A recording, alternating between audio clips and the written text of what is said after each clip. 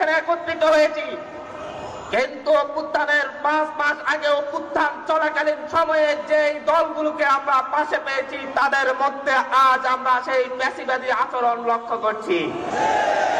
আমরা লক্ষ্য করছি কিভাবে আওয়ামী লীগকে পুনর্বাসন করা হবে তার নীল নকশা সাজানোর চেষ্টা করতে দেখছি। আমরা দেখছি আমাদের ভাইয়েরা এখনো হসপিটালের বিছানায় কাতরাচ্ছে। আমরা দেখছি আমাদের শহীদ পরিবারের বাবা মায়েরা, শহীদের বাবা মায়েরা এখনো চোখের পানি ফেলছে, কিন্তু বিভিন্ন দলের পক্ষ থেকে বলা হচ্ছে আওয়ামী লীগ রাজনৈতিক দল, তাদেরকে নিয়েই আগামীর বাংলাদেশে তারা রাজনীতি করবে।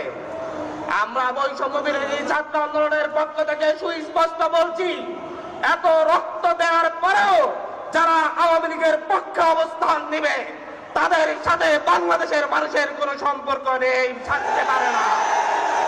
দিল্লির পররাষ্ট্র সচিব বলছে যে আগামী বাংলাদেশের নির্বাচিত সরকারের সাথে সরকার আসলে আমরা সম্পর্ক স্বাভাবিক করব। তার 2 দিন পরেই দেখা যাচ্ছে একটি রাজনৈতিক দলের শীর্ষ নেতা বলছে অতি দ্রুত নির্বাচন দেন, নির্বাচিত সরকারই এই দেশের ভবিষ্যৎ নির্ধারণ করবে।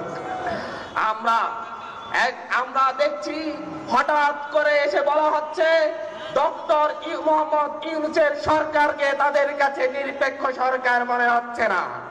তারা নতুন নিরপেক্ষ সরকার চায়, যেই সরকার 1/11-তে যেরকম ভাবে কারচুপির নির্বাচনের মধ্য দিয়ে আওয়ামী লীগকে ক্ষমতার মস্তদে বসিয়ে দিয়েছিল, বাংলাদেশকে তাদের দাসত্বের, ভারতের দাসত্বের শৃঙ্খলা আবদ্ধ করেছিল, সেই রকম একটি নির্বাচনের মধ্য দিয়ে তাদেরকে যেন এমন একটি সরকার দেয়া হয় নিরপেক্ষ সরকারের নামে, যেটা তাদেরকে নিশ্চিত ক্ষমতায় বসিয়ে দিবে, সেই রকম সরকার তারা চায়।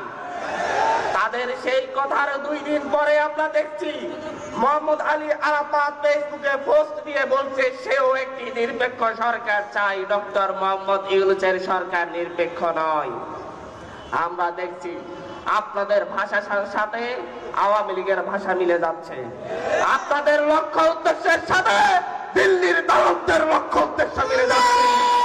5ই আগস্টের পরে আপনাদের নেতা কর্মীরা পথে ঘাটে যেই লেভেলের চাঁদাবাজি শুরু করেছে, দখলদারিত্ব শুরু করেছে, এই কারওয়ান বাজারের প্রতিটি সবজি দোকান থেকে তারা চাঁদাবাজি করছে, এখানকার প্রতিটি রিক্সাওয়ালার থেকে তারা চাঁদাবাজি করছে।